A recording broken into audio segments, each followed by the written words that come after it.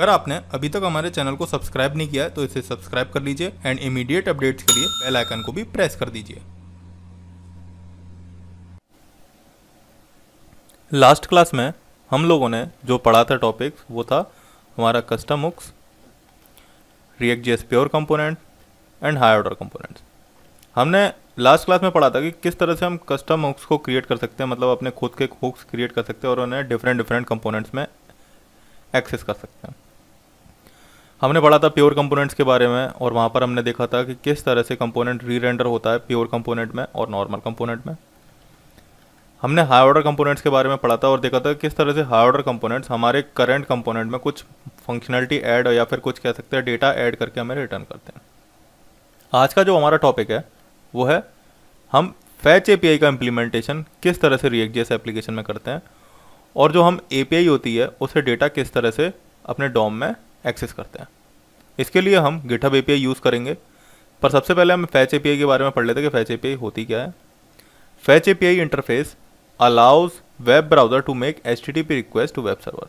Fetch API की मदद से हम वेब ब्राउज़र के थ्रू HTTP रिक्वेस्ट क्रिएट कर सकते हैं या फिर कह सकते हो आप HTTP रिक्वेस्ट सेंड कर सकते हो to web servers. Fetch API की मदद से हम डेटा को पोस्ट भी कर सकते हैं, हम गेट भी कर सकते हैं, पर इस लेक्चर में हम सिर्फ और सिर्फ गेट मेथड पर ध्यान देंगे फैच एपीआई के। Fetch API makes it easier to make web requests and handle responses than with the older XML HTTP request, which often requires additional logic. For example, for handling redirects. Basically, जो Fetch API है वो asynchronous JavaScript का एक part है। Fetch API की मदद से हम APIs के थ्रू रिक्वेस्ट सेंड कर सकते हैं टू द वेब सर्वर और रिस्पॉन्सेज गेट कर सकते हैं फ्रॉम वेब सर्वर। ये जस्ट लाइक उस तरीके से है जैसे हम पहले XML HTTP request method use करते थे, ऑब्जेक्ट यूज़ करते थे रिक्वेस्ट को सेंड करने के लिए, बट वो जो प्रोसीजर होता था उसमें हमारे कोड की जो कॉम्प्लेक्सिटी होती थी वो इंक्रीज हो जाती थी। मतलब वो जो तरीका था XML HTTP रिक्वेस्ट करके हम जो रिक्वेस्ट सेंड करते थे API को, वो एक तरीके का एक कॉम्प्लेक्स मेथड था जिसमें हमें काफ़ी सारे अलग अलग तरीके के लॉजिक्स को ऐड करना पड़ता था, जैसे कि रिडायरेक्ट को हैंडल करना और एक तरीके से आप स्टेटस को देखना वगैरह वगैरह काफ़ी सारी चीज़ें थी। बट फैच एपीआई की मदद से हम एसिंक्रोनस जावास्क्रिप्ट को इम्प्लीमेंट भी कर सकते हैं, एपीआई रिक्वेस्ट भी भेज सकते हैं और बहुत ही सिंपल तरीके से। यहाँ पर मैंने एक चीज़ और मेंशन कर रखी है, Axios। इसके बारे में हम पढ़ेंगे, पर पहले हम फैच एपीआई के बारे में पढ़ लेते हैं। Axios एक तरीके की लाइब्रेरी है, बस मैं अभी इतना बता देता हूँ। Axios एक तरीके की लाइब्रेरी है, जबकि फैच एपीआई एक इनबिल्ट फीचर है जो कि ECMAScript 6 में इंट्रोड्यूस हुआ है HTTP रिक्वेस्ट सेंड करने के लिए। तो यहाँ पर मैंने एक React.js की एप्लीकेशन में हेलो वर्ल्ड एप्लीकेशन रन करा रखी है अपने ब्राउज़र में। अब हम यहाँ पर फैच एपीआई का यूज़ करेंगे और डेटा को फैच करेंगे थ्रू गेट मेथड। तो हम 3 तरीके से काम करेंगे। सबसे पहले हम जेसन मेथड में डेटा गेट करेंगे और उसे यहाँ पर प्रिंट कराएंगे। उसके बाद हम एक नॉर्मल डेटा कराएंगे और उसके बाद बूटस्ट्रैप से रिलेटेड डेटा जो होगा वो यहाँ पर प्रिंट कराएंगे। इसके लिए हम गिटहब की एपीआई एक्सेस करेंगे जिसमें हम कुछ यूज़र्स को के नाम को और फोटोज़ को एक्सेस करेंगे। यहाँ पर मैं सबसे पहले स्टेट क्रिएट कर लेता हूँ। अभी वो मैं बताऊँगा कि मैंने स्टेट क्यों क्रिएट करी है।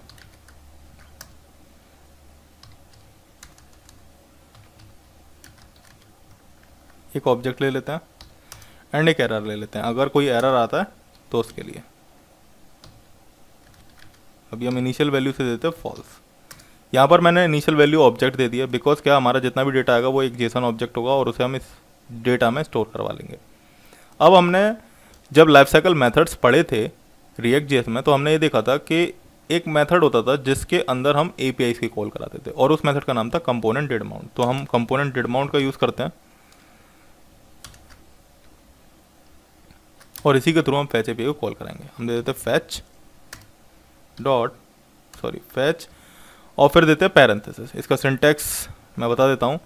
एक्चुअली फैच एपीआई ECMAScript का पार्ट है, इसलिए इसमें मैं इस लेक्चर में इसे एक्सप्लेन नहीं करूँगा, बट मैं ECMAScript की एक सेपरेट वीडियो बना दूंगा जिसमें आप फैच एपीआई के बारे में सारी चीज़ें आपको मिल जाएगी।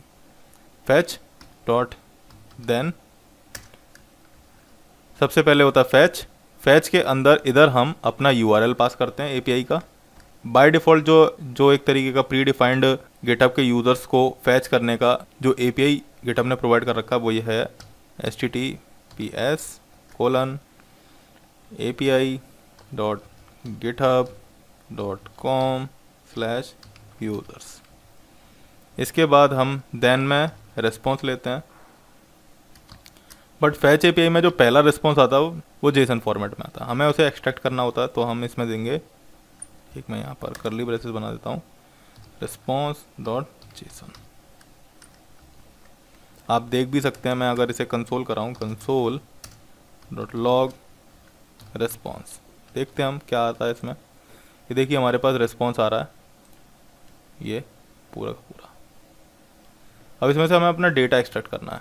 तो डेटा को एक्सट्रैक्ट करने के लिए हम क्या करेंगे, हम एक और देन लगाएंगे।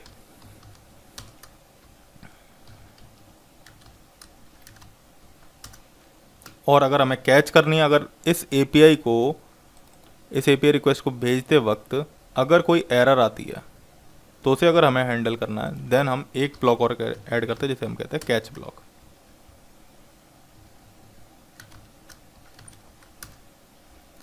अब बाय डिफॉल्ट फैच एपीआई जो होती है वो गेट रिक्वेस्ट सेंड करती है। गेट रिक्वेस्ट पे हमारे पास जो डेटा होता है वो फैच होकर के आ जाता है वेब सर्वर के थ्रू, वेब सर्वर से।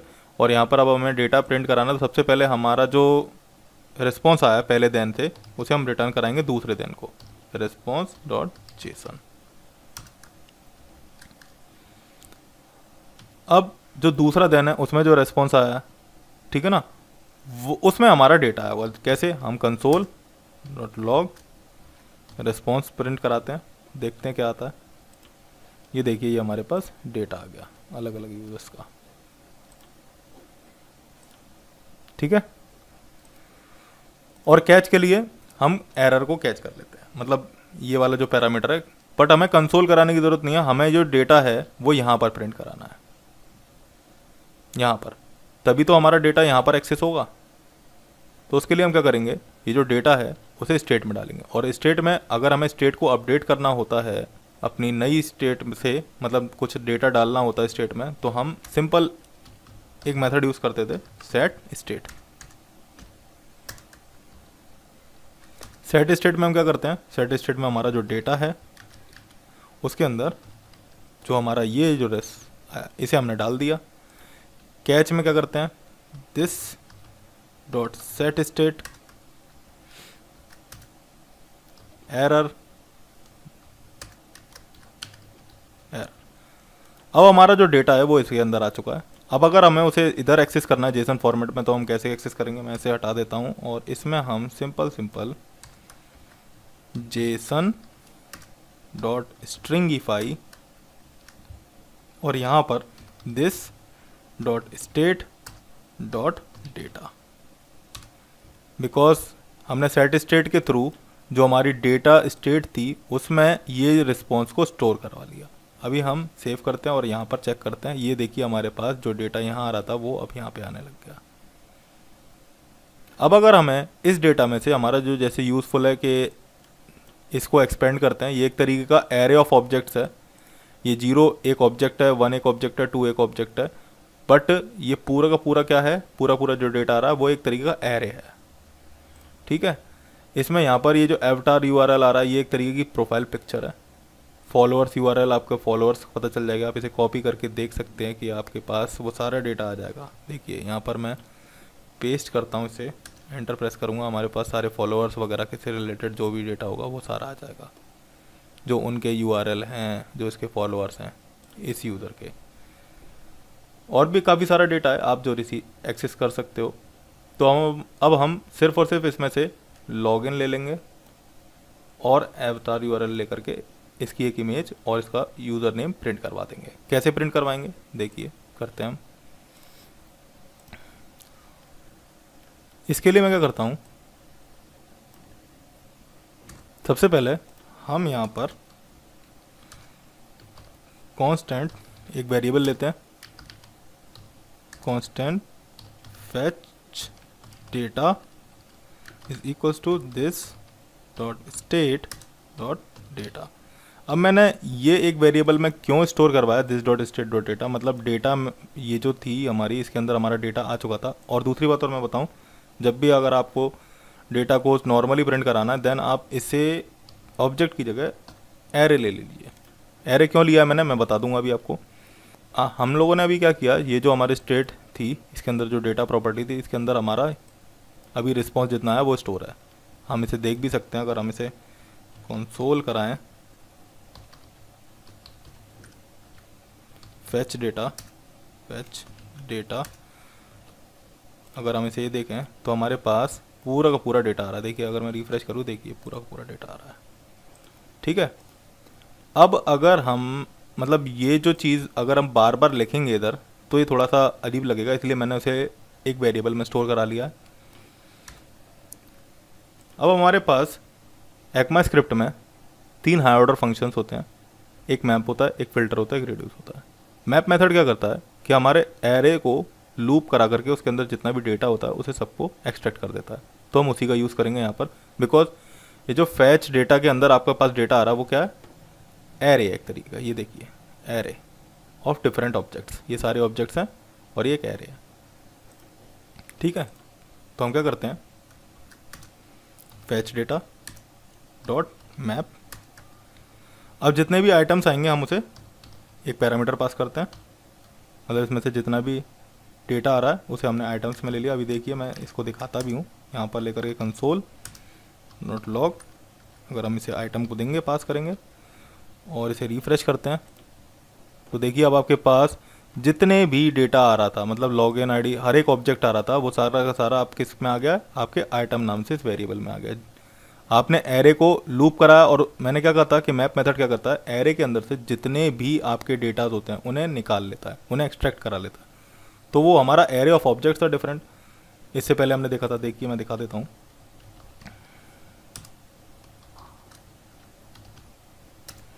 ये हमारा क्या था, एरे ऑफ ऑब्जेक्ट था। रिफ्रेश करते हैं, ये देखिए ऊपर देखेंगे तो ऊपर एरे आ रहा है और इसमें ये, तो मैप मेथड क्या करेगा, एक एक ऑब्जेक्ट को निकाल लेगा और उसे इस आइटम नाम के वेरिएबल में उसने स्टोर करा लिया। अब इस आइटम, जैसे आइटम डॉट आईडी किया तो हमारे पास आईडी आ जाएगी जितने भी यूज़र्स हैं सबकी। देखिए अगर हम आइटम डॉट लॉगिन करेंगे तो हमारे पास ये लॉगिन आ जाएगा, बिकॉज ऑब्जेक्ट को इसी तरह से तो जावास्क्रिप्ट में एक्सेस करते हैं। एक्सेस किया, ये हमारे पास लॉगिन आ जाएगा। अभी ये लॉगिन आ गया पूरा का पूरा, मतलब यूज़र नेम आ गया एक तरीके से। तो अब अगर हमें इस डेटा को प्रिंट कराना है तो कैसे कराएंगे, मैं ले लेता हूँ यहाँ पर, इसे हटाते हैं। अब ये कर्ली ब्रेसेस ना ले करके हम ले लेते हैं पैरेंथेसिस और इसमें हम डिव लेते हैं और डिव के अंदर h2 user name colon item dot login. अभी हम सेव करते हैं और यहाँ पर देखते हैं, देखिए हमारे पास सारा डेटा आ गया यूज़र नेम करके। अब अगर हमें इमेज लेनी है तो इमेज के लिए हम क्या करते थे, img टैग लेते थे, src। अब src में डबल कोट्स नहीं देने, बिकॉज यहाँ पर हमारे पास जो डेटा ऑलरेडी आ रहा है वो आ रहा है डबल कोट्स में, और जो हमारी प्रोफाइल पिक्चर है या यूज़र की इमेज है वो इस वाले पैरामीटर से एक्सेस होगी। तो हम क्या करेंगे, आइटम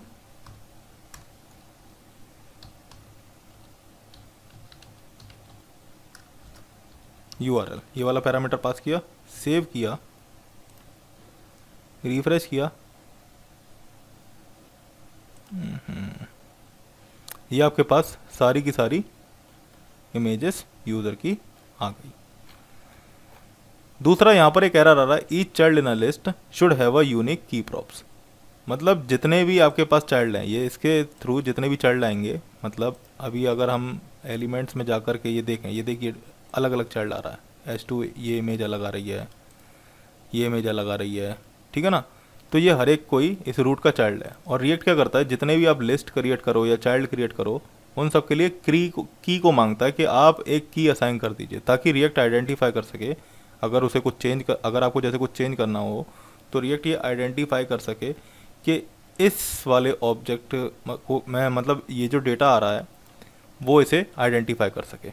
क्लियर, इसलिए वो एक की मांगता है। तो की को हम कहाँ दे देंगे, हम इसके जो हमारा जितने भी ये डिव निकल के आ रहे हैं, यहाँ पर ये जो डिव आ रहे हैं, हर एक डिव को एक की असाइन कर देंगे।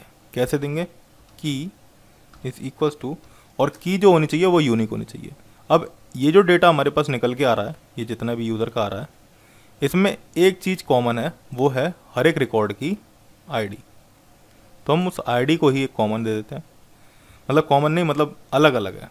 यही एक डेटा है आईडी, जो कि हर एक यूज़र का अलग है। तो उसके लिए हम क्या करेंगे, आइटम डॉट आईडी नाम से एक्सेस करा दिया। अभी सेव करते हैं। अभी देखिए वो एरर चला गया यहाँ से। अब हम क्या करेंगे, ये हमारा जो था हमने किस तरह से एक्सेस कर लिया, मतलब ये जो था हमारा अभी तक हमने जेसन के थ्रू एक्सेस किया था। अब हमने क्या किया, हमने डायरेक्टली डॉम में जो हमारा डेटा आ रहा था एपीआई के थ्रू, हमने वो प्रिंट करा दिया। ठीक है, अब हम क्या करते हैं, अब हम बूटस्ट्रैप का यूज़ करते हैं, और बूटस्ट्रैप के थ्रू किस तरह से हम डेटा को प्रिंट कराएंगे अलग अलग तरीके से, एकदम ऑर्डर्ड वे में, उस तरीके को हम देखते हैं। तो उसके लिए सबसे पहले मैं बता दूं कि जब भी हम पहले बूटस्ट्रैप इंस्टॉल करेंगे, और मैं दूसरी चीज़ और बता दूं, यहाँ पर एक दे रहा है image element must have an alt prop. हर एक एलिमेंट में आपके पास एक ऑल्ट प्रॉप होनी चाहिए।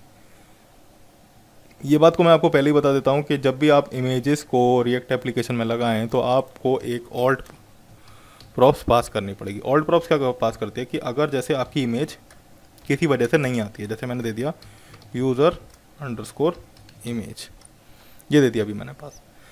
मान लीजिए आपके पैरामीटर आपने गलत कर दिया या यूआरएल गलत हो गया और उस वजह से आपकी इमेज शो नहीं हो पा रही, तो आपके पास कुछ टेक्स्ट लिखा हुआ आ जाए जिसके लिए हम यहाँ पर एक ऑल्टरनेटिव टेक्स्ट इमेज के साथ पास करते हैं। तो अब अगर मेरे को ये जैसे पास करना और हर एक यूआरएल का मैं अलग पास करना चाहता हूँ, तो कैसे पास करूँगा मैं सिंपल कर्ली ब्रेसेस दूंगा, पैरेंथेसिस लगाऊंगा, बैकटेक्स्ट लूँगा, टेम्पलेट स्ट्रिंग का यूज़ करेंगे हम, user underscore image underscore dollar item dot ID, ये लेकर के करिए। अभी रिफ्रेश करेंगे, अभी आपका आ रहा और वो एरर भी चला गया। अभी अगर हम ये यूआरएल गलत दे करके देखें तो हर किसी के लिए अपना एक यूज़र ने image 1, user image 2, user image 3, इससे क्या है, इससे जो विजिटर है आपकी वेबसाइट का उसे आइडेंटिफाई हो जाता है कि यहाँ पर ये इमेज शो नहीं हो रही, तो शायद से ये किसी यूज़र की ही इमेज होगी, इसलिए ये ऑल्टरनेटिव टेक्स्ट का यूज़ किया जाता है। तो अभी हमने डेटा को सिंपली प्रिंट करा लिया अपने डॉम में। अब हम बूटस्ट्रैप का यूज़ करते हैं और बूटस्ट्रैप के थ्रू हम ये काम करके देखेंगे किस तरह से हम डेटा को प्रिंट कराते हैं। ठीक है ना, तो उसके लिए सबसे पहले बूटस्ट्रैप इंस्टॉल करते हैं। मैं आप लोगों को एक बात और बता दूं, जब भी आप रिएक्ट की एप्लीकेशन में किसी नए पैकेज या थर्ड पार्टी लाइब्रेरी को इंस्टॉल करते हैं तो आपको जो आपका डेवलपमेंट सर्वर रन कर रहा है उसे सबसे पहले स्टॉप करना पड़ेगा। Ctrl+C दबाते हैं, ये आपका स्टॉप हो गया। अब अगर आपको कोई पैकेज इंस्टॉल करना देन यार्न, मैं यार्न के थ्रू कर लेता हूँ, yarn add boot strap, enter.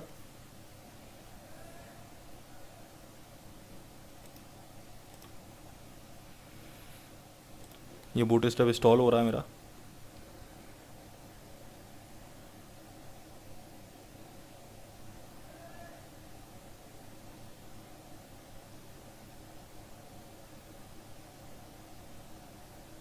यहाँ पर ये मेरा बूटस्ट्रैप इंस्टॉल हो गया। अब मैं अगेन अपनी एप्लीकेशन को रन करा लेता हूँ, यार्न स्टार्ट।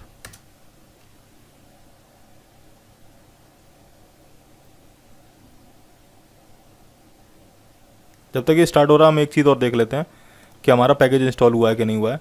अगर कभी भी आप एक नया पैकेज इंस्टॉल करते हैं तो वो जो पैकेज होता है वो पैकेज डॉट जेसन में लिस्ट डाउन होता है। मतलब यहाँ पर देखिए बूटस्ट्रैप यहाँ पर दिख रहा है कि बूटस्ट्रैप हमारे इस रिएक्ट एप्लीकेशन में कॉन्फ़िगर हो चुका है, या फिर हम कह सकते हैं बूटस्ट्रैप हमारी इस एप्लीकेशन में रिएक्ट की इंस्टॉल हो चुका है। हम देखते हैं हमारे पास यही आ रहा है। अब हमें क्या करना है, सबसे पहले बूटस्ट्रैप को इंक्लूड करना है इसमें। इंपोर्ट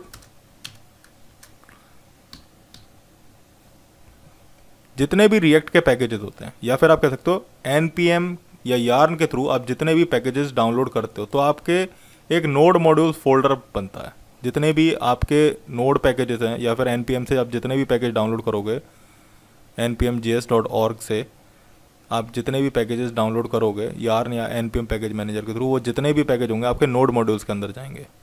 अभी हम कहाँ पे हैं, src के अंदर, इस फोल्डर के अंदर। अगर हमें इस फोल्डर से बाहर निकलना है तो हम क्या करेंगे, हम देते हैं $/। अब आ गया हमारा नोड मॉड्यूल, फिर /, फिर अगर हम इसके अंदर हमें बूटस्ट्रैप सर्च करना है, बूटस्ट्रैप, ये आ गया बूटस्ट्रैप, // दिया, डिस्ट्रीब्यूशन, इसके अंदर एक डिस्ट नाम से फोल्डर होता है, उसको सर्च करना है। उसके अंदर हमारे पास CSS का फोल्डर होता है और उसके अंदर हमारी bootstrap.min.css है, इस फाइल का यूज़ करना है। अभी सेव करते हैं और अगर हम अपने एप्लीकेशन में देखेंगे, रिफ्रेश करेंगे इसे,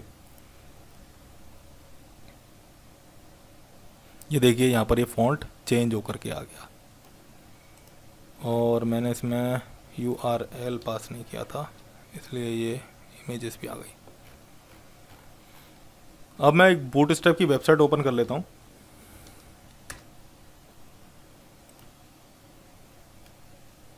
और डॉक्स में जाते हैं। यहाँ पर जो बूटस्ट्रैप का वर्जन है वो हमारा 4.6 है। क्या आप देख सकते हैं आप लोग package.json में जाकर के 4.6 वर्जन है आपका। तो इसलिए मैंने यहाँ पर जाकर के, मैं एक बार फिर दिखा देता हूँ, बैक में गया। जब भी आप बूटस्ट्रैप ओपन करेंगे डॉक्स में जाइएगा। डॉक्स में जाने के बाद बूटस्ट्रैप नाम से ये जो टैब आ रहा है, मतलब ये जो ड्रॉप डाउन आ रहा है, इसमें से 4.6 सेलेक्ट करिए एंड देन अब इसके कंपोनेंट्स आप यूज़ कर सकते हैं। कैसे यूज़ करेंगे, यहाँ पर हम ये सारा कोड बिल्कुल सेम जैसा है वैसा ही रहने देंगे, बस यहाँ पर थोड़ा चेंज करेंगे जो डॉम है।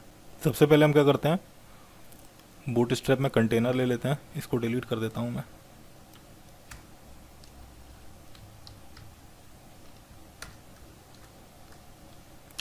अब बूटस्ट्रैप में क्या होता है कि अगर हम यहाँ पर ओपन करके, जैसे कि मैं देखूँ लेआउट में जा कर के कंटेनर देखूँ और यहाँ पर दे रहा है मेरे को क्लास कंटेनर। सबसे पहले मुझे एक कंटेनर क्लास बनानी पड़ेगी जिसके अंदर मैं अपना पूरा का पूरा डेटा रखूँगा।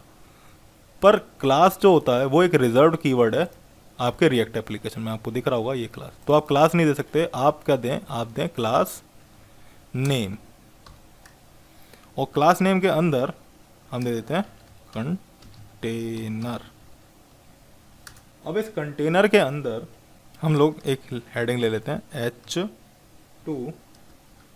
उसमें देते हैं list of GitHub users. Save करते हैं, यहाँ पर चेक करते हैं, ये लिस्ट ऑफ गिटहब यूज़र्स आ गया। अभी ऊपर से स्पेस नहीं आ रहा है। अगर हमें मार्जिन देनी है बूटस्ट्रैप में तो हमारे पास एक क्लास होती है क्लास नेम,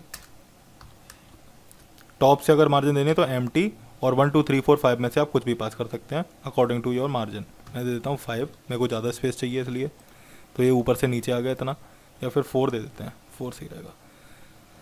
इसे हमें सेंटर में लेकर के आना तो हम स्टाइल पास कर देते हैं, या फिर आप यहाँ पर दे दीजिए टेक्स्ट सेंटर। सेव करते हैं, ये सेंटर आ गया हमारा। इसके अलावा टेक्स्ट सेंटर भी एक बूटस्ट्रैप की बिल्ट इन क्लास है जिसके हेल्प से हमारा जो टेक्स्ट होता है वो सेंटर में आ जाता है। अब कंटेनर के अंदर हमें पता होता है कि बूटस्ट्रैप का जो ग्रिड है, मतलब ग्रिड अरेंजमेंट है, उसमें एक रो होती है और उस रो के अंदर 12 कॉलम्स होते हैं। तो हम सबसे पहले एक रो क्रिएट करेंगे, डिव क्लास नेम रो। अब इस रो के अंदर हम अपना डेटा डालना शुरू करेंगे। तो उसके लिए हम जावास्क्रिप्ट ले लेते हैं और हम लेते हैं fetch data dot map item parenthesis. अब मैं चाहता हूं कि मेरे पास जितने भी यूजर्स हैं वो 1 2 और 3 एक बार में आए। अगर वो मैं टैबलेट मोड पे करूं अपनी स्क्रीन तो वो 2 2 करके आए, और अगर मैं स्मॉल स्क्रीन पे करूं तो वो 1 1 करके आए। तो उसके लिए मैं क्या करूंगा, मैं यहाँ पर एक डिव लेते हैं और उसमें क्लास नेम दे देते हैं। क्लास नेम आपको कहाँ से पता चलेगा कि किस तरीके से अरेंज करेंगे, आप ग्रिड्स के अंदर जाइएगा बूटस्ट्रैप में, और ग्रिड में जाकर के देखिए कॉल SM मतलब स्मॉल स्क्रीन, MD मतलब मीडियम स्क्रीन, और LG मतलब लार्ज स्क्रीन। SM MD और LG, ये देखिए SM MD और LG। एक्सेल होता है एक्स्ट्रा लार्ज, और कॉल का मतलब होता है इक्वली कॉलम जितने भी हो सके, मतलब एक तरीके का ऑटोमेटिक कॉन्फ़िगरेशन या ऑटोमेटिक विड्थ दे देना। तो यहाँ पर मैं क्या करता हूँ, कॉल SM पे स्मॉल स्क्रीन पर 12 होना चाहिए, कॉल MD पे जो है आपका 6 होना चाहिए, और कॉल जो LG है उस पर आपका 4 होना चाहिए। मतलब एक बार में मैं 3 कॉलम चाहता हूँ इस पर, 1 2 3 और 4 4 4 कितने होते हैं 12। अब यहाँ पर हम क्या करते हैं, हम अपने जितना भी डेटा है वो एक कार्ड में दिखाते हैं। तो कंपोनेंट में जाते हैं, आप कार्ड पे देखिए, कार्ड पे जाने के बाद यहाँ पर हमारे पास ये वाला कार्ड ले लेते हैं। तो इसके कोड को कॉपी कर लेते हैं, कॉपी करके यहाँ पर पेस्ट कर देते हैं।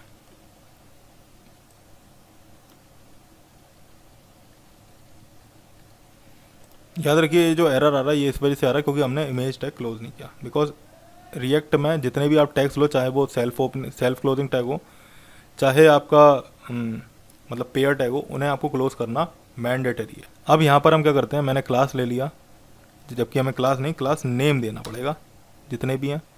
और स्टाइल इस तरीके से नहीं देते रिएक्ट एप्लीकेशन में, तो इसलिए ये कॉपी कर लेते हैं हम लोग एक्स और इसे डिलीट करते हैं, इसमें पेस्ट करते हैं, इस तरीके से देते स्टाइल। अब हमारी जो इमेज है उसमें एसआरसी ले लेते हैं, करली ब्रेसेस। जो हमारे पास ये जो आइटम आया अभी हमने देखा था, एसआरसी में अगर इमेज हमें पास करनी हो तो हम आइटम डॉट AVATAR_URL ये पास करते थे। यहाँ पर भी हम क्लास नेम देंगे। और अगर हमें रेस्पॉन्सिव इमेज देनी है, अगर हमें बूट स्ट्रैप के थ्रू रेस्पॉन्सिव इमेज बनानी, तो हम इमेज में जाते हैं, इमेज, इसमें होगा कहीं पे इमेज, रेस्पॉन्सिव इमेजेस, इमेज में जाइए तो आप इमेज फ्लूइड दीजिए। और अगर आपको थंबनेल बनाना कुछ इस तरीके का लुक देना तो इमेज थंबनेल। तो हम दोनों क्लास का यूज़ कर लेते हैं, IMG फ्लूइड और IMG थंबनेल। ठीक है। ऑल्ट में अभी हमने जैसे देखा सिंपल वैसा ही काम करना है हमें। ऑल्ट में भी पैरेंथेसिस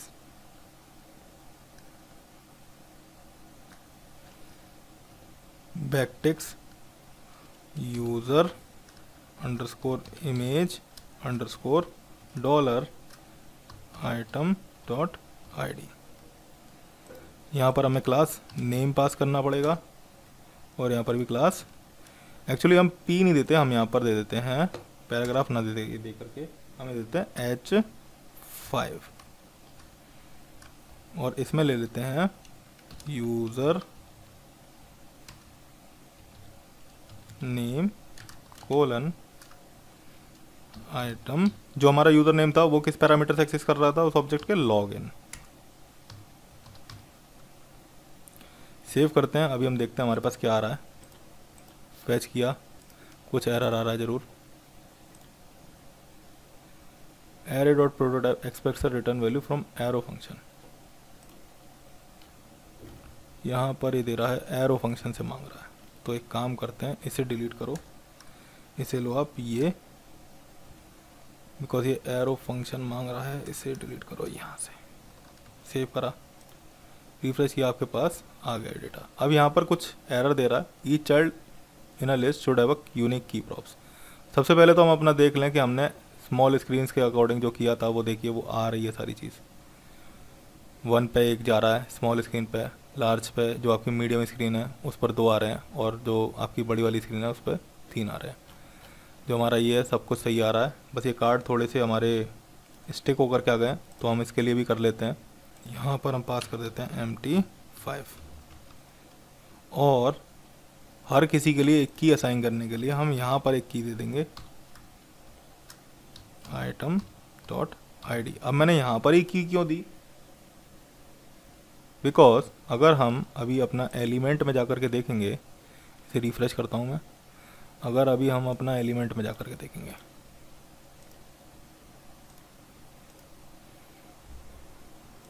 तो देखिए हर किसी की क्लास इसी से क्रिएट हो रही है, कॉल SM12 MD। तो ये अलग अलग आइटम्स जो क्रिएट हो रहे हैं तो आपको इसी में की पास करनी पड़ेगी। क्लियर, इसलिए मैंने यहाँ पर की पास करी है। अब हमारे पास जितने भी यूज़र आ रहे हैं इनको सेंटर में लेकर के आना है। अगर इसको सेंटर में लेकर के आना है तो सिंपल क्या करना पड़ेगा हमें, class name text centre, save करते हैं। ये सेंटर में आ गया। और इसके पहले लेटर को अगर कैपिटल करना है तो आप सिंपल क्या कर सकते हैं, आप यहाँ पर स्टाइल दीजिए, स्टाइल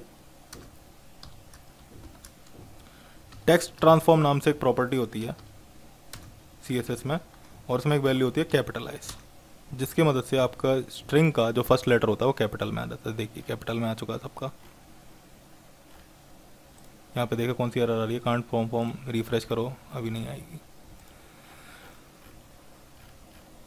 तो आपको क्लियर हुआ किस तरह से हम फैच API का यूज़ करते हैं, और हमने 3 अलग अलग तरीके देखे कि किस तरह से हम फैच API से डेटा लेकर के अपने डॉम में प्रिंट करवाते हैं। हमने जेसन के थ्रू भी प्रिंट करवाया, हमने सिंपल डेटा भी प्रिंट करवाया, हमने बूटस्ट्रैप को इंस्टॉल किया और उसके थ्रू भी यहाँ पर डेटा प्रिंट करवाया बाय यूजिंग API। तो अभी तक हमने जितना भी डेटा प्रिंट करवाया था वो करवाया था बाय यूजिंग क्लास कंपोनेंट, मतलब रिएक्ट में जो क्लास कंपोनेंट थे उसके थ्रू हमने API कॉल की, एंड डॉम में अपने डेटा हमने क्लास कंपोनेंट के थ्रू ही प्रिंट करवाया था। अब हम देखते हैं कि हम फंक्शनल कंपोनेंट के थ्रू किस तरह से डेटा को फैच करते हैं और उसे अपने डॉक्यूमेंट ऑब्जेक्ट मॉडल में प्रिंट करवाते हैं, और इसके लिए हम हुक्स का यूज़ करेंगे।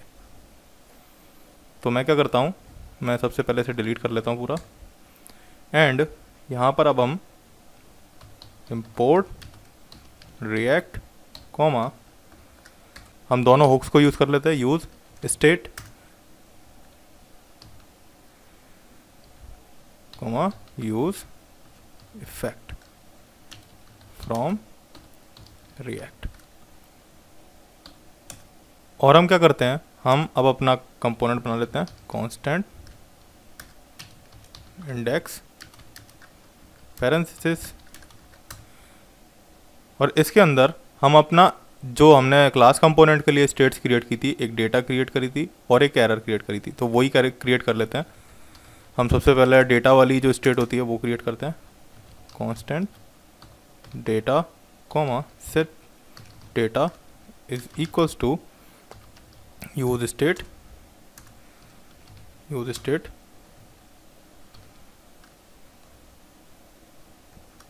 और जैसे हमने पहले एक एम्प्टी ऑब्जेक्ट पास किया था डेटा के लिए, वैसे ही हमने यहाँ पर भी एक एम्प्टी ऑब्जेक्ट पास कर देते हैं। अब हम वैसे ही एरर के लिए बनाते हैं,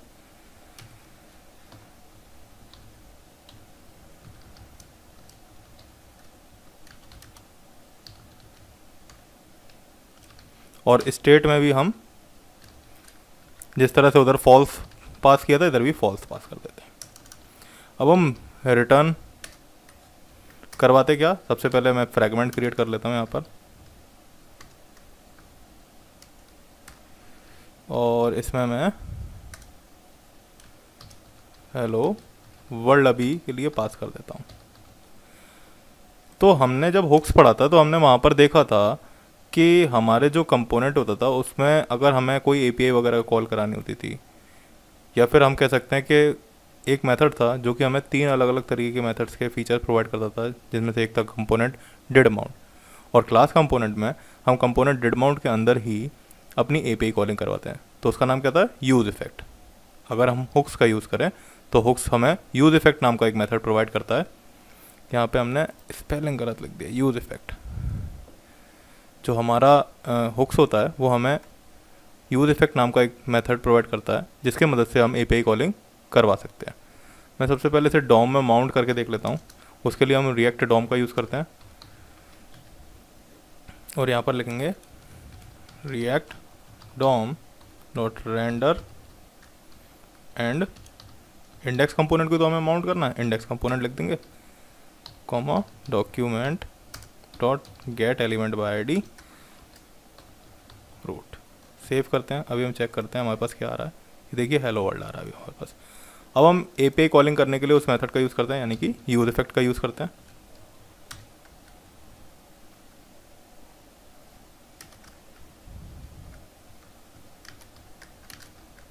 और इसके अंदर हम अपना एक फंक्शन क्रिएट करते हैं, बट ये जो फंक्शन होगा हम इसे एसिंक्रोनस बना लेंगे। अगर आपने एक्मा स्क्रिप्ट में एसिंक का वेट पढ़ा हो तो आप लोगों को क्लियर हो रहा होगा कि ये मैं यहाँ पर ये क्या लिख रहा हूँ, एसिंक। मतलब ये जो हमारे फंक्शंस होते थे जावास्क्रिप्ट में क्या होते थे, ये सिंक्रोनाइज्ड फंक्शन होते थे। सिंक्रोनस फंक्शन होते थे। मतलब सिंक्रोनस फंक्शन का सिंक्रोनस बिहेवियर क्या होता है कि वो 1 बाय 1 टास्क एग्जीक्यूट करता है। मतलब जब तक आपका पहला वाला टास्क एग्जीक्यूट नहीं हुआ है, आपका नेक्स्ट टास्क कंप्लीट नहीं होगा जब तक कि वो पहला वाला टास्क कंप्लीट नहीं हो जाएगा। वहीं पर एसिंक्रोनस बिहेवियर क्या होता है कि अगर आपका पहला वाला टास्क कंप्लीट हुआ है कि नहीं हुआ है, बाकी के टास्क जितने भी क्यू में लगे हुए हैं वो सारे के सारे 1 बाय 1 एग्जीक्यूट हो जाएंगे, और जब पहला वाला टास्क का रिजल्ट आ जाएगा देन वो भी एग्जीक्यूट हो जाएगा। तो इसलिए मैंने यहाँ पर एसिंक फंक्शन का यूज़ किया है। और यहाँ पर मैं एक फंक्शन ले लेता हूँ अपने हिसाब से, फैच डेटा। ये अब हमारा एसिंक्रोनस फंक्शन है फैच डेटा। इसके अंदर हम एपीआई कॉलिंग करेंगे। एसिंक के साथ हमने एक कीवर्ड और देखा था ECMAScript में, जो होता है अवेट। अवेट क्या करता है कि जब तक अवेट के साथ जो फंक्शन या फिर जो भी टास्क लगाया जाता है वो परफॉर्म नहीं हो जाता, उसके नीचे वाले टास्क जितने भी है वो एग्जीक्यूट नहीं हो सकते। तो यहाँ पर हम फैच एपीआई ले लेते हैं, क्योंकि हमें फैच एपीआई के थ्रू ही तो एपीआई कॉलिंग करवानी है। https://api.github.com/users। देन और इसमें हम देते हैं रिस्पॉन्स। और अब हमारा जो रिस्पॉन्स आया है उसे हम रिटर्न कराएंगे दूसरे दिन के लिए। Return response.json। मतलब मैंने अभी बताया था कि हमारा जब हम फैच एपीआई के साथ वर्क करते हैं तो पहले दिन में जो रिस्पॉन्स आता है वो जेसन में आता है। ऑटोमेटिक जेसन ट्रांसफॉर्मेशन नहीं होता इसमें, इसलिए वो जो आता है आपका रिस्पॉन्स वो आता है इसमें एक एपीआई रिस्पॉन्स होता है एक तरीके का। हमें उसे जेसन में ट्रांसफॉर्म करने के लिए हम .json लेते हैं, और उसके बाद उस रिस्पॉन्स को हम दूसरे दिन में लेंगे और यहाँ पर हमारा डेटा आ जाएगा। अब अगर इस डेटा को हमें इस वाली स्टेट में डालना है तो हमारे पास ये जो हमने जब हुक्स पढ़ा था तो हम ये देखते थे कि जो हमारा मेथड होता था, ये जो हुक्स के साथ हम पहला जो पास करते थे पैरामीटर वो क्या होता था हमारी स्टेट, और दूसरा होता था उस स्टेट में डेटा डालने के लिए का जो मेथड होता था वो दूसरा मेथड होता था। तो हम यहाँ पर इसी का यूज़ करेंगे, सेट डेटा, और इसके अंदर हम अपने इस रिस्पॉन्स को सेंड कर देंगे। उसके बाद हम कैच यूज़ करते हैं ताकि अगर हमारा कोई भी एरर आता है एपीआई कॉल कराते वक्त तो वो ये कैच मेथड हैंडल करेगा। तो उसके लिए हमने मेथड बना रखा है, अगर एरर आता तो सेट एरर, और इसमें हम अपना एरर पास कर देंगे। सेट एरर में ये जो हमारे एरर स्टेट बनाई है सेट एरर मेथड के थ्रू, इस एरर स्टेट में हम अपना ये जो एरर आएगा, अगर एपीआई कॉल कराई हमने, कोई भी एरर आता है नेटवर्क वगैरह से रिलेटेड, तो वो उस एरर के थ्रू इधर सेट हो जाएगा। हम इसे बाद में एक्सेस कर लेंगे। तो अभी हमारी एपीआई कॉल बन गई। अब हम इस मेथड को कॉल करा देते हैं, फंक्शन को फैच डेटा, इसको कॉल करा देते हैं इस फंक्शन को। अब हमारा ये फंक्शन कॉल हो चुका है। अब अगर हमें जेसन डेटा लेना, सबसे पहले हमने क्लास कंपोनेंट में यही किया था कि हम जेसन डेटा कैसे लेते हैं। तो अगर हमें जेसन डेटा लेना है देन हम क्या करेंगे, जेसन डॉट स्ट्रिंगीफाई, मतलब जेसन में डेटा प्रिंट करवाना अपने डॉम में, जो हमारा डॉम है इसमें जेसन डेटा प्रिंट करवाना जो कि एपीआई से आ रहा है। उसके लिए हम क्या करेंगे, जो हमारा डेटा था, हमारी स्टेट कौन सी थी, डेटा, इसी को लेकर के डायरेक्ट पास कर देंगे। बिकॉज यहाँ पर दिस डॉट स्टेट डॉट करके कुछ भी नहीं चलता। यहाँ पर आपने जो हुक्स क्रिएट किया है, हुक्स में आपका ये जो स्टेट होती है इसी में हमने जितना भी रिस्पॉन्स आया था जेसन वो सारा स्टोर करवा दिया। अभी देखिए हम रिफ्रेश करते हैं तो यहाँ पर हमारा पूरा का पूरा डेटा आ गया जो कि एपीआई से आ रहा है जेसन फॉर्मेट में। अब अगर हमें यही डेटा हमें सिंपल नॉर्मल JSX में प्रिंट करवाना है, जैसे कि हमने पहले करवाया था नॉर्मल तरीके से, तो हम उसके लिए क्या करेंगे, पैरेंथेसिस डेटा डॉट मैप और आइटम। आइटम मतलब यहाँ पर मैंने डेटा डॉट मैप क्यों लिया, बिकॉज हमारा जितना भी, अभी अगर मैं इसे कंसोल करा के देखूँ, मैं इसे हटा देता हूँ, console dot log data, save करते हैं, यहाँ पर चेक करते हैं हम रिफ्रेश करके। अभी तो हमारे पास जो डेटा आ रहा है, मैं इसे रिफ्रेश करता हूँ, मैप में क्यों आ रहा है,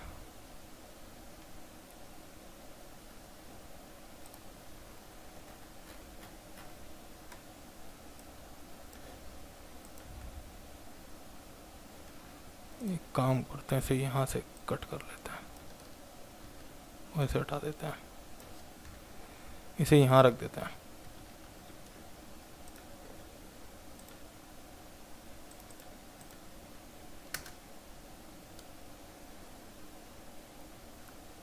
अभी मैं बता ही देता हूँ आपको। देखिए जो भी हमारा डेटा आ रहा है वो एरे में आ रहा है, और इसमें जितने भी ये ऑब्जेक्ट्स हैं इन सबको हमें एक एक करके निकालना है। तो उसके लिए हम मैप मेथड का यूज़ करेंगे, क्योंकि मैप मेथड क्या करता था, एरे में हमारे जितना भी डेटा होता था उसे 1 बाय 1 करके एक्सट्रैक्ट कर लेता था।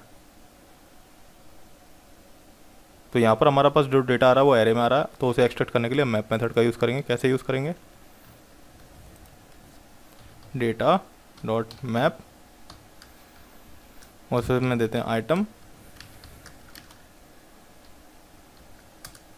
अब यहाँ पर हम लेते हैं, हमें यूज़र नेम प्रिंट करवाना था, तो हम ले लेते हैं username colon item dot login parameter ही तो था, हमने देखा था अभी। लॉगिन पैरामीटर की मदद से ही हम यूज़र नेम को एक्सेस कर सकते हैं। और इमेज अगर हमें प्रिंट करवानी थी देन उसके साथ हम एक पैरामीटर लेते थे src। ये एरर आ रहा है इसलिए क्योंकि हमने इसे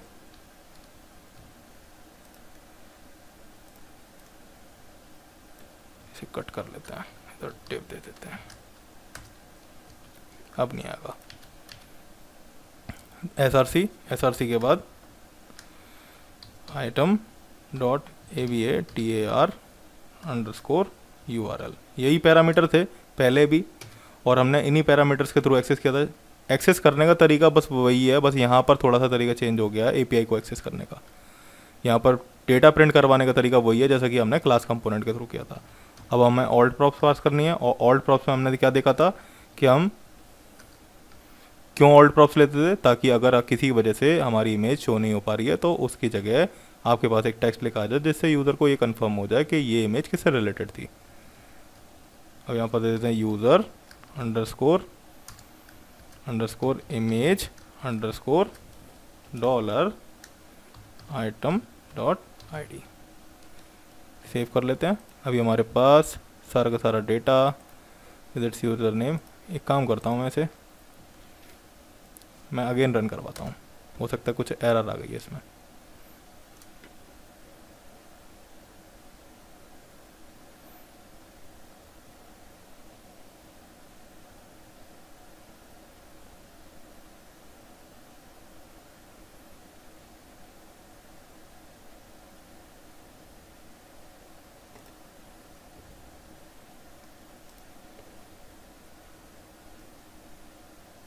रिटर्न के बाद दे रहा data dot map is not a function.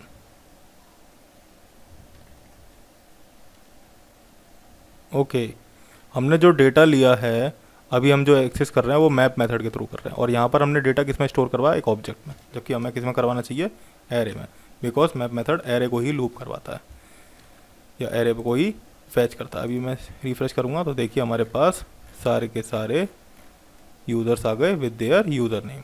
अब हम क्या करते हैं, बूट स्ट्रैप के थ्रू किस तरीके से हम अपने डेटा को प्रिंट करवाते हैं डॉम में बूट स्ट्रैप का यूज़ करके। तो हम लेते हैं इंपोर्ट और बूट स्ट्रैप को इंपोर्ट कर लेते हैं, वही पहले जैसे हमने किया था, node modules boot strap distribution folder CSS and boot strap dot min dot CSS, ये ले लिया हमने।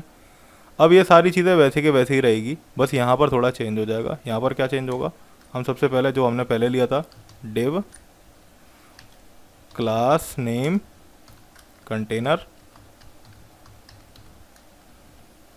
इसके बाद क्या था div क्लास, सॉरी हमने हेडिंग तो ली ही नहीं,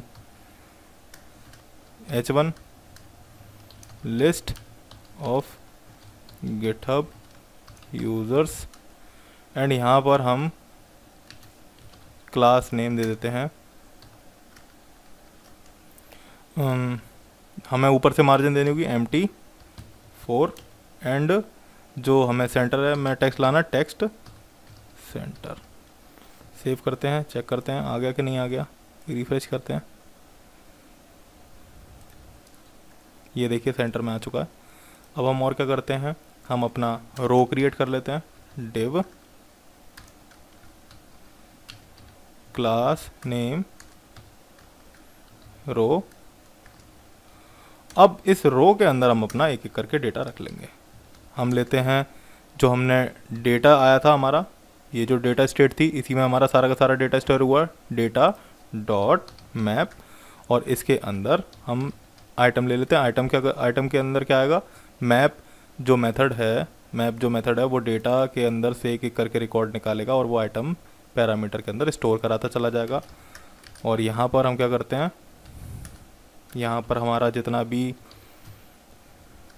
रो से रिलेटेड मतलब जितना भी हमारा डेटा होगा वो किस तरह से प्रिंट होकर के आएगा, 3 यूज़र्स के जो होंगे वो हमारी लार्ज स्क्रीन पे प्रिंट होकर के आएंगे, और जो 2 यूज़र्स होंगे वो हमारी मीडियम स्क्रीन्स मतलब टैबलेट वाली स्क्रीन पे, और जो स्मॉल स्क्रीन होगी यानी कि मोबाइल वाली स्क्रीन उस पर हमारा 1 बाय 1 एक एक यूज़र प्रिंट होकर के आएगा। अब हम क्या करते हैं, यहाँ पर दे देते हैं class name is equals to, जैसे स्मॉल स्क्रीन पे कितने कॉलम लेगा पर कार्ड, जो हमारा एक यूज़र होगा वो स्मॉल स्क्रीन पे कितने लेगा 12।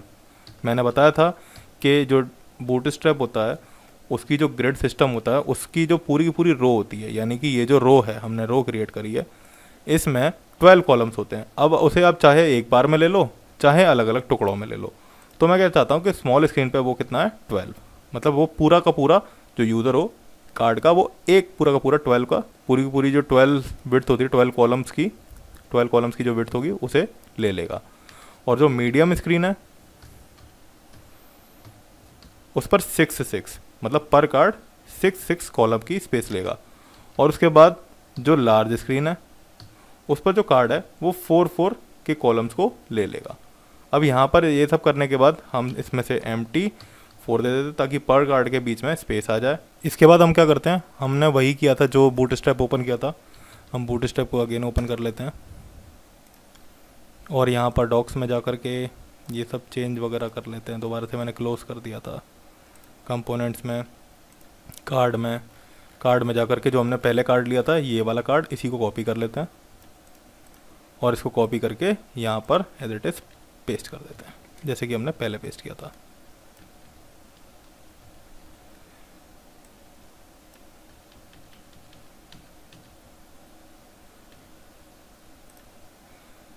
इसे हम क्लोज कर देते हैं। अब हम क्या करेंगे, यहाँ पर क्लास नेम दे देंगे, क्लास नेम और कार्ड रहेगा ही रहेगा। इसे कॉपी कर लेते हैं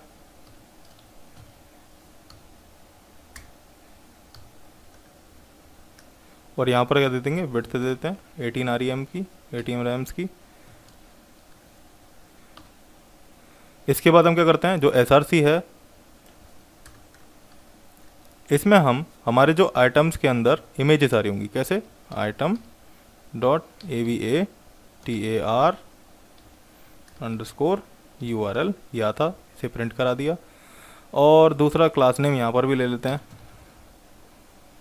अब हमने पहले देखा था कि जो क्लास नेम थी अगर हमें हमारी जो इमेजेस आ रही थी उसे हमें रिस्पॉन्सिव भी बनाना था और हमें उन्हें थंबनेल में भी लेना था। तो हम क्या करते थे, मैं यहाँ पर इमेज ढूंढ लेता हूँ, इमेजेस सर्च कर लेते हैं,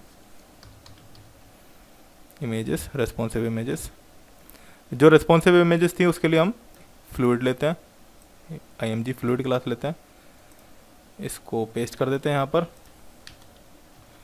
और जो हमारी थंबनेल अगर हमें क्रिएट करना होता है तो हम IMG थंबनेल ले लेते हैं, इसे भी कॉपी कर लेते हैं और यहाँ पर पेस्ट कर देते हैं। अब जो ऑल्टरनेटिव टेक्स्ट था वो जैसे हमने पहले काम किया था वही काम करना है, सारा का सारा वही काम है, बस आपको API को फैच करने का तरीका थोड़ा सा चेंज करना है।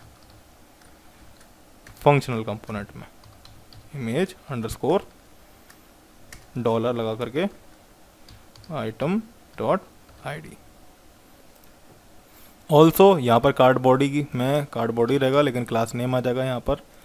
और यहाँ पर पैराग्राफ हटा देंगे हम, इसकी जगह हम H2 ले लेंगे और H2 में क्लास नेम हमारी क्या है, हमारा जो फॉन्ट है वो सेंटर में आना, मतलब जो यूज़र नेम है वो सेंटर में आना चाहिए, सेंटर। सेव करते हैं। अभी चेक करते हैं हमारे पास जो इमेज आ रही है वो मतलब जो यूज़र्स आ रहे हैं वो इस तरीके से आ रहे हैं, बस इसमें यूज़र नेम नहीं आ रहा क्योंकि हमने यहाँ पर वो एक्सेस नहीं किया। User name colon item dot login बस यूज़र नेम एक्सेस हो गया। रिफ्रेश करते हैं, ये यूज़र नेम आ गया आपका। अरे कुछ बड़ा आ रहा है, हम इसे H5 कर लेते हैं। सेव करते हैं, अभी रिफ्रेश करते हैं, ये H5 करके आ गया। अब हमें इसका फर्स्ट लेटर को कैपिटल करना है, तो वही जैसे हमने CSS लगाई थी, स्टाइल टेक्स्ट ट्रांसफॉर्म कैपिटलाइज। ये देखिए, अभी हम देखते कोई एरर तो नहीं आ रही है। यहाँ पर हमारे पास एक एरर आ रही है, each child analyst should have a key props. मतलब हमने अभी की प्रॉप्स पास नहीं करी है, मतलब यहाँ पर की पास करनी पड़ेगी, बिकॉज आप जब भी मैप से डेटा ले रहे, डेटा से जितना भी आपके पास डेटा आ रहा है उसे मैप करा रहे हो, तो आप यहाँ से ही अपने डेटा को लूप करा रहे हो। मतलब ये कार्ड आपका बार बार आ रहा होगा, तो यहीं पर की देनी पड़ेगी आपको, की आइटम डॉट ID। सेव करते हैं, रिफ्रेश करते हैं, अब वो एरर भी चला गया और यहाँ पर आपका जो वो आ रहा है यूज़र नेम का, वो सारा का सारा वैसे ही आ रहा है। तो आप लोगों ने देखा कि किस तरह से हम फंक्शनल कंपोनेंट के थ्रू और क्लास कंपोनेंट के थ्रू API कॉल कराते हैं। मैं आपको और रिसोर्सेज भी बता देता हूँ जिस पे से आप जा करके और टेस्ट भी कर सकते हो, प्रैक्टिस भी कर सकते हो। जैसे कि एक है आपकी जेसन प्लेस होल्डर, यहाँ पे आपकी रेस्ट APIs मिल जाती हैं। एक है आपकी रिक्वेस्ट रिस्पॉन्स डॉट इन, ये है आपकी, आप यहाँ पर जा कर के कर सकते हो। यहाँ पर जा कर के आप ये जो है जेसन प्लेस होल्डर की API, इसे कॉल करा सकते हो और आपके पास पोस्ट आ जाएगी, इससे 100 कमेंट्स, इतने एल्बम्स, फोटोज़, टू डूज। आप इन्हें एक्सपेंड करके देख सकते हो कि इस तरीके की API आएगी और इस तरीके के पैरामीटर आएंगे जिसे आप एक्सट्रैक्ट करके एक्सेस करके यहाँ पर डिस्प्ले कर सकते हो। Also request response dot in में आपके पास ये हैं अलग अलग तरीके की रिसोर्सेज है। सिंगल यूज़र के लिए ये है सिंगल, तो आप ये भी आप चाहो तो कर सकते हो एक्सेस अपने API के लिए। मतलब इन दोनों तरीके से आप प्रैक्टिस कर सकते हो। तो आप लोगों को क्लियर हुआ होगा कि किस तरीके से हम क्लास कंपोनेंट और फंक्शनल कंपोनेंट के थ्रू API कॉल करवा सकते हैं रिएक्ट में। अगर इस ट्यूटोरियल से रिलेटेड आपका कोई भी डाउट है देन आप कमेंट सेक्शन में लिख सकते हैं, आपकी क्वेरीज को जल्दी से जल्दी रिजॉल्व किया जाएगा। Thank you. होप आपको चीज़ें समझ आई होंगी। अगर आपकी कोई क्वेरी है तो आप कमेंट बॉक्स में लिख सकते हैं या आप लॉग इन कर सकते हैं www.learntounless.com/contactus.php। हम आपकी क्वेरी सॉल्व करने की कोशिश करेंगे। Thank you.